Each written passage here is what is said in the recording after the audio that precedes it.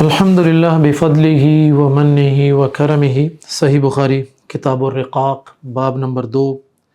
اور باب نمبر 3 اور باب نمبر 5 اور اسی طرح باب نمبر 7، یہ 4 ابواب ہم اس پر ایک ساتھ بات کریں گے کیونکہ یہ چاروں ابواب ایک ہی موضوع پر ہیں، اور میں آپ کو پہلے ان ابواب کا جو عنوان ہے وہ آپ لوگوں کے سامنے بیان کر دیتا ہوں۔ پہلا جو باب ہے باب نمبر 2 آج کی نشست کا، باب مثل الدنیا فی الآخرتی، فرمایا کہ آخرت کے مقابلے میں دنیا کی مثال، کمپیریزن کیا جا رہا ہے آخرت کو اور دنیا کو۔ موسٹ امپورٹنٹ ٹاپک فار اس۔ ہمارے بہت سارے ساتھی جب وہ اس کو صحیح طور پر بیلنس نہیں کرتے، صحیح کمپیریزن نہیں کرتے آخرت اور دنیا کے حوالے سے، تو بہت ساری کنفیوژنز میں وہ مبتلا ہوتے ہیں۔ تو آج ہم اس بار حوالے سے بات کریں گے کہ دنیا اور آخرت کا کمپیریزن کیا ہے۔ باب نمبر 3 میں اللہ کے نبی صلی اللہ علیہ وسلم کا فرمان ہے، اسی آخرت اور دنیا کے کمپیریزن کے حوالے سے فرمایا گیا کہ باب قول النبی صلی اللہ علیہ وسلم کن فی الدنیا کأنک غریب او عابر سبیل، فرمایا کہ بھئی دنیا میں ایسے رہو جیسے کہ تم مسافر ہو، تمہاری یہ عارضی قیام گاہ ہے، یا پھر بس تم نے یہاں سے ابھی گزرنا ہے، مسافر بن جاؤ۔ تو دنیا کی حیثیت بتائی گئی کہ دنیا ایک عارضی پناہ گاہ ہے، عارضی قیام گاہ ہے، آخرت کے حوالے سے مقابلے میں بات کی جا رہی ہے۔ باب نمبر 5 میں اللہ کے نبی صلی اللہ علیہ وسلم کا فرمان ہے، باب من بلغ 60 سنتاً، بھائی جو شخص 60 برس کا ہو جائے، جس کی عمر 60 ایئرس تک چلی جائے، فقد اعذر اللہ الیہ فی العمر، تو اللہ تعالیٰ نے اس کے لیے عذر کا کوئی موقع نہیں چھوڑا، یعنی اس کے حوالے سے حجت تمام ہو گئی کہ اگر وہ آخرت میں یا کسی وقت بعد میں کہے جی مجھے فرصت نہیں مل سکی تھی، مجھے وقت نہیں مل سکا کہ میں دین کے بارے میں جانتا، علم حاصل کرتا، اس پر عمل کرتا، آخرت کو اپنا ٹارگٹ بناتا، اس کے لیے کوئی عذر جو ہے وہ قبول نہیں کیا جائے گا اگر اس کی عمر اتنی ہو گئی۔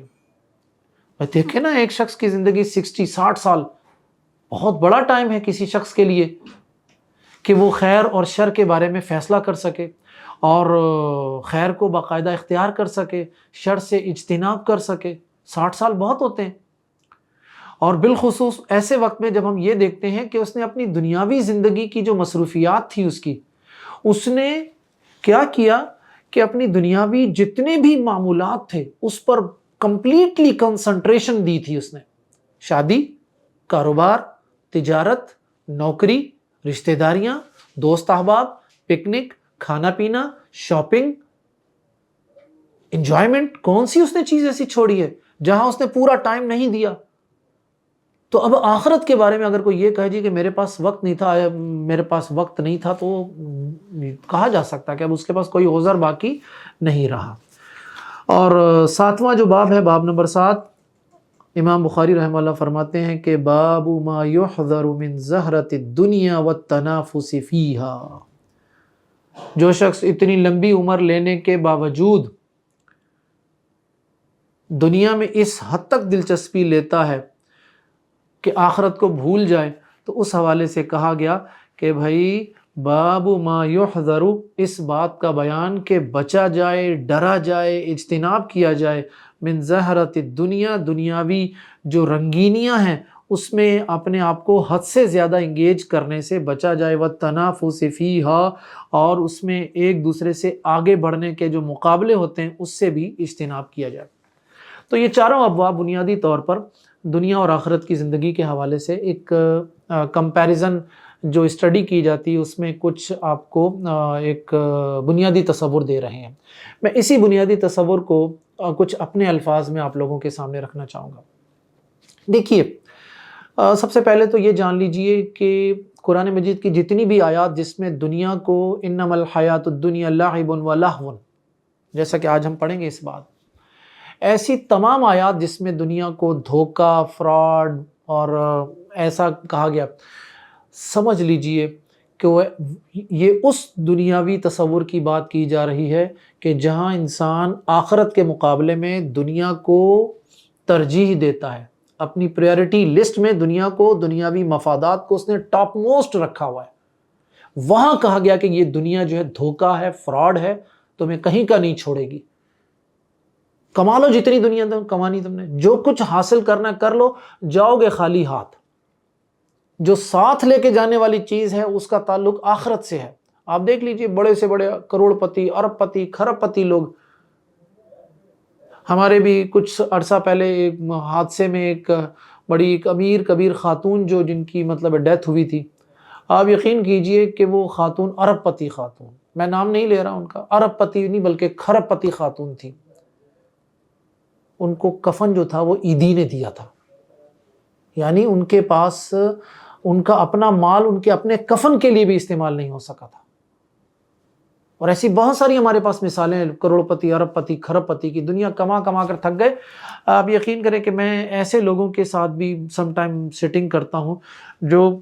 دسترخوان دنیا کی نعمتوں سے بھرا ہوا ہے اور ان کے سامنے ایک روٹی ہے اور ایک دہی کا پیالہ ہے یا ابلی ہوئی سبزی ہے۔ ارب پتی شخص جس کی انگلی کے اشارے پر سب کچھ ہوتا ہے، وہ اس سے آگے کچھ دنیا کی کسی نعمت سے فائدہ نہیں اٹھا سکتا۔ تو بھائی ایسی دنیا جو دنیا برائے دنیا ہے، یہ ملعون دنیا برائے دنیا، اس کی مذمت کی گئی ہے، اس سے روکا گیا، لیکن دنیا برائے آخرت، اس کے لیے آپ کو کہا گیا ہے بھائی ربنا آتنا فی الدنیا حسنہ، اے اللہ حسن دنیا عطا کر۔ یہ حسن دنیا کیا ہے؟ حسن دنیا کا سب سے بڑا جو حسن دنیا کی سب سے بڑی بنیاد یہ کہ وہ حسن جو ہمیں آخرت کے لیے تیار کر دے۔ توحید سب سے بڑا حسن دنیا، اللہ کی توحید کا علم سب سے بڑا حسن دنیا ہے،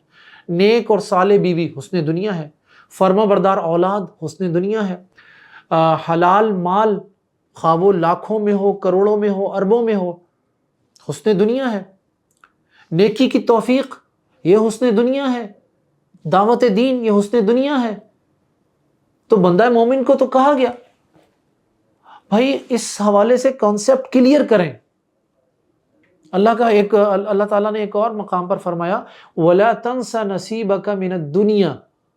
اور دنیا میں سے اپنا حصہ لینا نہ بھولنا۔ فرمایا وَأَحْسِن كَمَا أَحْسَنَ اللَّهُ إِلَيْكَ، اور احسان کرو جیسا کہ اللہ نے تمہارے ساتھ احسان والا معاملہ کیا۔ اس طرح کی کچھ اور بھی آیات کو اگر جمع کیا جائے جس طرح میں نے ابھی آپ کے سامنے رکھی، تو اس سے سمجھ میں آتا ہے کہ دنیا کو علی الاطلاق ہم برا نہیں کہہ رہے، وہ دنیا جو آخرت کے مقابلے میں ہمارا ٹارگٹ بن جاتی ہے، ہدف بن جاتی ہے، وہاں اس دنیا کی مذمت کی گئی ہے۔ لیکن اگر ہماری دنیا آخرت کے لیے ہے تو بھائی پھر تو یہ دنیا بڑی زبردست ہے۔ بھائی مجھے بتائیے کہ مال کا تعلق دنیاوی امور سے ہے؟ اس پر ہم تفصیل سے چل کر بات کریں گے، ہے نا؟ تو کتنے فرائض ایسے ہیں جو کہ مال کے ساتھ، دولت کے ساتھ اٹیچ ہیں، زکوٰۃ اس کے ساتھ اٹیچ ہے، حج اس کے ساتھ، یعنی دو بڑی عبادتیں جو ہیں وہ مالی کیفیت کے ساتھ اٹیچ ہیں۔ اللہ کے نبی صلی اللہ علیہ وسلم کے دور مبارک میں سیدنا عثمان غنی اس دور میں کروڑ پتی تھے، بعد کے ادوار میں عبد الرحمن بن عوف، سیدنا زبیر، سیدنا علی، سیدنا طلحہ، بہت لوگ تھے۔ اللہ کے نبی صلی اللہ علیہ وسلم کے دور مبارک میں مسجد نبوی کے سامنے ایک خاتون کا گھر تھا جس میں تقریباً 50 سے 60 لوگوں کا وفد اللہ کے نبی ٹھہرایا کرتے تھے، مہمان نوازی ہوا کرتی تھی ان کی۔ تو معلوم یہ ہوا کہ بھائی دنیا، اگر آپ دنیا کی جو نعمت حاصل کر رہے ہیں، اب یہ ذرا میں اہم ترین بات بتا رہا ہوں میں آپ کو، کمپیریزن بٹوین دنیا اینڈ آخرت۔ اگر دنیا کی جس نعمت کو آپ حاصل کر رہے ہیں اس نعمت کا حق جانیے اور اس کا حق ادا کیجئے، تو یہ نعمت، اس کا حق ادا کرنے کے بعد دنیا برائے آخرت ہو جائے گی۔ لیکن اگر وہی چیز، اگر آپ نے اس کا حق ادا نہیں کیا تو یہ دنیا برائے دنیا، اور وہ چیز آپ کے لیے وبال جان بن جائے گی، عذاب کا سبب بن سکتی ہے۔ تو آئیے ذرا ہم حدیث اس حوالے سے جان لیتے ہیں کہ حدیث میں کیا کہا گیا۔ سب سے پہلا باب تھا باب مثل الدنیا فی الآخرۃ وقولہ تعالی، یہ سورہ حدید کی آیات ہیں، انما الحیات الدنیا لعب، اور یہ آیت کے آخر تک ہے متاع الغرور، کہ خوب جان لو دنیا کی زندگی محض کھیل تماشا ہے۔ متاع الغرور، دنیا کی زندگی تو محض دھوکے کا سامان ہے، جس پر ہم نے ایک تفصیل سے بات کر دی آپ کے سامنے۔ حدیث میں ہے کہ ان سہل بن سعد رضی اللہ عنہ فرماتے ہیں سمعت النبی صلی اللہ علیہ وسلم یقول موضع صوت فی الجنت خیر من الدنیا وما فیہا، کہ بھائی جنت میں یہ جو ایک کوڑا نہیں ہوتا، مطلب ایک چمڑے کا ایک چھوٹا سا پیس ہوتا ہے، چھڑی کہہ لیجئے، کہا کہ جنت میں ایک کوڑا جو ہے رکھنے کی جگہ جو ہے وہ دنیا و ما فیہا سے بہتر، یعنی دنیا کی اتنی بھی حیثیت نہیں ہے آخرت میں اتنی سی جگہ کے لیے، چھوٹی سی جگہ جہاں پر ایک چھڑی رکھی جا سکے، آخرت میں وہ چھڑی رکھنے کی جو جگہ ہے وہ پوری دنیا و ما فیہا، پوری دنیا سے افضل ہے۔ فرمایا وَلَغَدْوَةٌ فِي سَبِيلِ اللَّهِ أَوْ رَوْحَةٌ خَيْرٌ مِّنَ الدُّنْيَا وَمَا فِيهَا، کہا کہ بھئی اللہ کے راستے میں صبح یا شام کو چلنا اپنی مصروفیات کے اعتبار سے یہ دنیا وما فیہا سے بہتر ہے۔ اگلی اس حدیث میں جو چیز ہمیں سمجھ میں آتی ہے، وہ پیغام سبق جو میں دینا چاہتا ہوں اصل میں وہ یہ ہے کہ سب سے پہلا کہ جنت کی قدر دنیا سے کہیں زیادہ ہے، خواہ وہ جنت کا کتنا چھوٹا حصہ ہی کیوں نہ ہو۔ نمبر 2، دنیا اور اس کی رنگینیاں فانی ہیں، جبکہ جنت کی نعمتیں ابدی ہیں، ہمیشہ رہنے والی ہیں۔ نمبر 3، اللہ کے دین کے لیے وقت، مال اور محنت خرچ کرنا دنیا کے ہر شے سے افضل ہے۔ نمبر 4، دنیا کے مقابلے میں جنت کا حصول اصل کامیابی ہے۔ یہ اس حدیث کا اور اس باب کا خلاصہ ہے۔ اسی بات کو اگلے باب میں ہم سمجھتے ہیں، مزید بات کرتے ہیں۔ فرمایا باب قول النبی صلی اللہ علیہ وسلم کن فی الدنیا کأنک غریب او عابر سبیل۔ یہ حدیث ہے سیدنا عبداللہ ابن عمر رضی اللہ عنہما کی، فرماتے ہیں کہ اخذ رسول اللہ صلی اللہ علیہ وسلم بمنکبی، آپ نے میرا شانہ پکڑا، فقال کن فی الدنیا کأنک غریب او عابر سبیل، کہا بھی دنیا میں ایسے رہو جیسا کہ تم مسافر ہو یا راستے پر چلنے والے ہو۔ اس حدیث کے حوالے سے اس میں بھی دنیا کی حیثیت واضح کی جا رہی ہے کہ دنیا کی اتنی حیثیت ہے، جیسا کہ پچھلی حدیث میں کہا گیا کہ موضع صوت فی الجنت خیر من الدنیا وما فیہا، ایک چھڑی رکھنے کی جگہ جو جنت میں ہے وہ پوری دنیا کے مقابلے میں افضل ہے۔ تو یہاں پر یہ اسی بات کو مزید ایک اور انداز میں کہا گیا کہ دنیا میں ایسے رہو کہ جیسا کہ تم کہیں جاتے ہو، عارضی طور پر رکنا ہے، اتنا سامان رکھو، اپنی سوچ اتنی رکھو، جیسا کہ یوں دیکھیں نا، ہم جب کہیں جاتے ہیں کتنا سامان اپنے ساتھ اٹھاتے ہیں، کتنی ہماری منصوبہ بندی ہوتی ہے اس جگہ کے حوالے سے، انتہائی مختصر سامان اور مختصر پلاننگ ہوتی ہے ہماری، کیونکہ ہم نے چند دن وہاں رہنا ہے۔ کہا دنیا میں ایسی ہی مختصر پلاننگ کے ساتھ رہو، مختصر زاد راہ کے ساتھ رہو۔ یہ جو تصور ہے نا دیا گیا نا، کن فی الدنیا کأنک غریب او عابر سبیل، اس حوالے سے جامع ترمذی کی جو ایک مطلب جو جامع ترمذی کے جو کلمات ہیں اللہ کے نبی صلی اللہ علیہ وسلم کے، وہ میں آپ کے سامنے رکھتا ہوں۔ کہا وَعُدَّ نَفْسَكَ فِي أَهْلِ الْقُبُورِ، اپنے آپ کو قبر والوں میں سے سمجھو، یعنی اس کا مطلب ہے کہ یوں سمجھو کہ تم بھی اس دنیا سے جانے والے ہو قبر کی طرف۔ اچھا، معجم صغیر میں امام طبرانی نے اسی حدیث کو ایک اور انداز میں کہا وَأُعْدُدْ نَفْسَكَ مِنْ أَهْلِ الْقُبُورِ، کہا اپنے آپ کو شمار کرو اس قبر میں جانے والوں میں سے، کہ تم بھی قبر میں جانے والے ہو۔ مسند احمد میں اور سنن الکبریٰ میں اللہ کے نبی صلی اللہ علیہ وسلم کا فرمان ہے اعبد اللہ کأنک تراہ وکن فی الدنیا کأنک غریب وکن فی الدنیا کالغریب۔ یہ الفاظ سیم اسی طرح مسند احمد میں اور امام بیہقی رحمہ اللہ نے سنن الکبریٰ میں بیان کیے۔ مسند احمد میں ایک اور حدیث ہے، کہا گیا وَأُعْدُدْ نَفْسَكَ فِي الْمَوْتَى، مرنے کے لیے تیار کرو اپنے آپ کو کہ تم کسی وقت بھی فوت ہو سکتے ہو۔ تو اس حدیث میں جو میسج دیا جا رہا ہے وہ میسج سن لیجئے۔ کہا دنیا فانی ہے، سب سے پہلا میسج تو یہ ہے کہ دنیا فنا ہونے والی ہے، جو عارضی قیام گاہ ہے اس کا مطلب اس نے فنا ہو جانا ہے۔ نمبر 2، آخرت کی ہمیشہ دنیا کو آخرت کے لیے تیاری میں استعمال کرو، یہ دوسرا میسج ہے۔ نمبر 3، وقت محدود ہے تمہارے پاس، تم لمیٹڈ ٹائم کے لیے اس دنیا میں آئے ہو،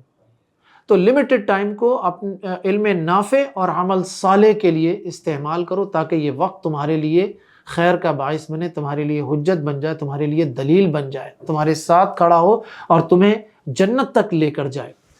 اس کے بعد آخری جو ہے کہ بھائی یہ کہا گیا ہر وقت تیاری میں رہو، دور کی منصوبہ بندیاں کرنا چھوڑ دو، منصوبہ بندی کرنی ہے دور کی تو اس میں آخرت کا ذکر ہر صورت میں شامل ہونا چاہیے۔ آئیے باب نمبر 5 میں ہم دیکھ لیتے ہیں۔ فرمایا باب من بلغ 60 سنة فقد احضر اللہ الیہ فی العمر، فرمایا جو شخص 60 برس کا ہو جائے تو اللہ تعالیٰ نے عمر کے بارے میں اس کے لیے عذر کا کوئی موقع باقی نہیں رکھا۔ ہم اس پر بات کر چکے ہیں۔ عمومی طور پر کہا جاتا ہے کہ انسان بلوغت کے بعد کچھ اس میں عقل و شعور آ جاتا ہے، اور بعض مطلب ایک آیت میں اور بعض روایات میں بھی آتا ہے نا کہ 40 سال کے بعد تو انسان پر حجت تمام ہو جاتی ہے، ذہنی طور پر تو بالغ ہو جاتا ہے 40 سال کے بعد وہ۔ تو اسی بات کو یہاں پر کہا گیا۔ امام بخاری رحمہ اللہ نے اس باب کا جو تمہیدی جملہ ہے وہ ایک آیت سے اخذ کیا ہے، سورہ فاطر میں کہا اولم نعمرکم ما یتذکر فیہ من تذکر وجاءکم النذیر، کہ بھائی کیا ہم نے تمہیں اتنی لمبی عمر نہیں دی تھی کہ اگر کوئی نصیحت حاصل کرنا چاہتا تو کر سکتا تھا، وجاءکم النذیر، اور تمہارے پاس تو ڈراوا بھی آ گیا تھا۔ تو تفاسیر میں یہ جو لفظ ہے نا النذیر، اس نذیر کو بالوں کی سفیدی سے تعبیر کیا گیا، یعنی تقریباً تمام محدثین نے اور مفسرین نے اس حوالے سے یہی تفسیر بیان کی ہے۔ حدیث میں ہے، یہ حدیث کا متن دیکھ لیتے ہیں۔ کہا عن ابی ہریرہ رضی اللہ عنہ عن النبی صلی اللہ علیہ وسلم قال اعذر اللہ الی امرئ اخر اجلہ حتی بلغہ 60 سنہ، اللہ تعالیٰ نے اس آدمی کے عذر کے متعلق تمام حجت کر دی، یعنی حجت کو مکمل کر دیا، جس کی موت کو مؤخر کیا یہاں تک کہ اس کی عمر وہ 60 سال تک پہنچ گیا۔ اسی طرح اگلی حدیث ہے سیدنا ابو ہریرہ کی، فرماتے ہیں کہ سمعت رسول اللہ صلی اللہ علیہ وسلم یقول لا یزال قلب الکبیر شابا فی اثنتین، انسان بوڑھا کیوں نہ ہو جائے، 60 سال کو بھی کراس کر جائے۔ اب بتایا جا رہا ہے کہ جس پر حجت تمام کی گئی، وجہ کیا تھی، معاملہ کیا تھا کہ وہ اپنی اس عمر کو استعمال نہیں کر سکا۔ انسان کے فطری رویے کو یہاں پر بیان کیا جا رہا ہے، فطری سوچ کو، کہ کہا گیا کہ انسان کا جو بوڑھے انسان کا دل دو چیزوں کے بارے میں ہمیشہ جوان رہتا ہے، ایک تو ہے فی حب الدنیا، دنیا کے ساتھ محبت، اور دوسری وطول الامل، اور اس کی دوسری لمبی امید ہے، بہت زیادہ خواہشات اور تمنائیں ہیں اس کی۔ اسی طرح سیدنا انس بن مالک کی حدیث سے فرماتے ہیں کہ یکبر ابن آدم و یکبر من معہ اثنتان حب المال و طول العمر، فرمایا کہ انسان کی عمر جو ہے وہ بڑھتی جاتی ہے، اور اس کے ساتھ دو چیزیں بھی اس کے اندر پروان ہوتی جاتی ہیں، ایک مال کی محبت اور دوسری لمبی عمر کی خواہش۔ ان تینوں احادیث کے حوالے سے جو میں خلاصہ آپ کے سامنے رکھنا چاہوں تو میں اپنے الفاظ میں یہ بیان کر سکتا ہوں کہ عمر کا بڑھنا، بالوں کا سفید ہو جانا، بیماری یا انسانی جسم کے جو اعضاء ہیں ان کا کمزور ہو جانا، یہ سب چیزیں ایک ہی حقیقت کی طرف اشارہ کرتی ہیں کہ دنیا فانی ہے۔ جیسے انسان اتنا طاقتور تھا کہ پوری طاقت کے ساتھ کھڑا ہو جاتا تھا، بھاری سے بھاری وزن اٹھا لیتا تھا، میں یقین کریں آپ کو بتاتا ہوں یہ ایسا ہی ہوتا ہے۔ مجھے بہت اچھی طرح یاد ہے کہ جب میں مدینہ یونیورسٹی میں پڑھ رہا تھا تو میری رہائش 5ویں فلور پر تھی۔ جب میں نے وہاں سے رہائش ختم کی تو میں نے اپنی کتابیں جو تھی وہ ایک کارٹن تھے بڑے سائز کے، اس میں رکھے۔ میں وہ 2 کارٹن، ایک کارٹن اس کاندھے پر اور دوسرا کارٹن اس کاندھے پر لے کر بڑے آرام سے 5 فلور نیچے اترا، میرا سانس بھی نہیں پھولا تھا۔ آج میں اس گلاس کو اگر صرف 1 منٹ تک یوں پکڑتا ہوں نا، 1 منٹ تک، تو میرے بازو میں درد شروع ہو جائے گا۔ سمجھ میں نہیں آتی ہمیں اس بات کی کہ جیسے جیسے ہماری عمر بڑھتی جا رہی ہے، ویسے ہم اپنے اینڈ اور اپنے اختتام کی طرف بڑھتے چلے جا رہے ہیں۔ تو یہ تمام جو نشانیاں ہیں، طاقت سے کمزوری، بال کالے سے سفید ہو جانا، بیماری، صحت سے بیماری کی طرف آنا، یہ انسان کو توبہ، نیکی اور آخرت کی تیاری کی طرف متوجہ کرتی ہیں۔ انسان کو چاہیے کہ وقت سے پہلے جاگ جائے، وگرنہ وقت اس کے ہاتھ سے نکل جائے گا۔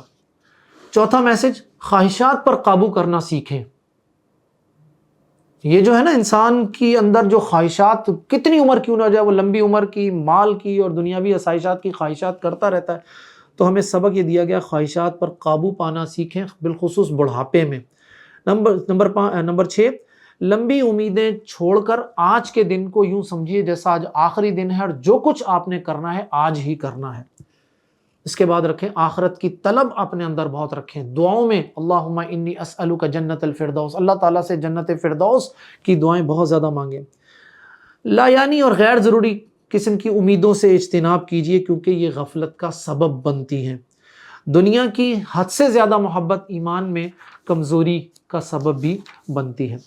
آخری جو باب ہے، باب ما یحذر من زہرۃ الدنیا والتنافس فیہا، اس پر انشاءاللہ العزیز ہم اگلی باب میں گفتگو کرتے ہیں باذنہ تعالی۔